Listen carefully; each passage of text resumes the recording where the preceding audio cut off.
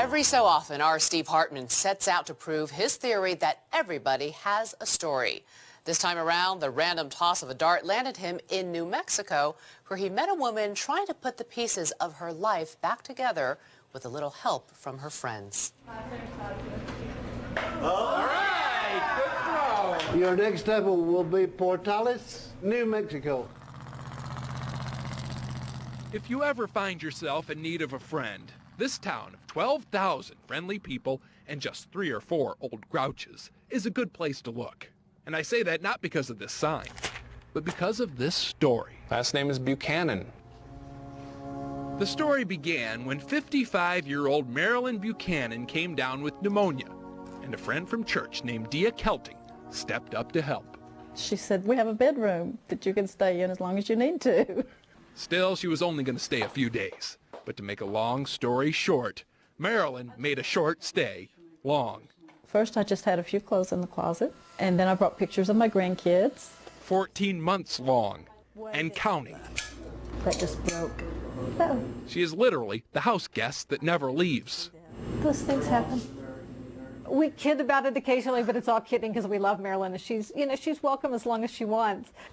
Safe to say, not many families would ever extend such an offer, let alone stand by it. And yet, because they have been so patient, Marilyn says she's been able to overcome a lot more than just that pneumonia. For more than 30 years, Marilyn was married to her first grade sweetheart, a cowboy entertainer named Larry Buchanan.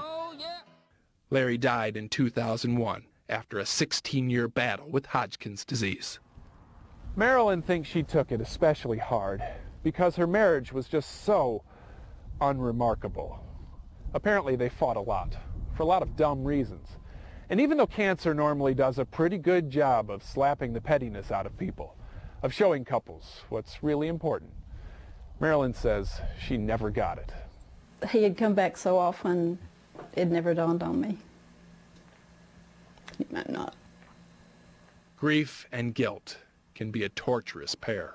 Had my head in the sand. Denial. Marilyn says she had been a fairly independent person, but when Larry died, she lost all motivation. And all of a sudden, I couldn't handle anything. In fact, she's convinced that if she hadn't gotten sick, she might never have gotten better. I mean, this is just such a big thing that they have done. Just opened their house and their hearts.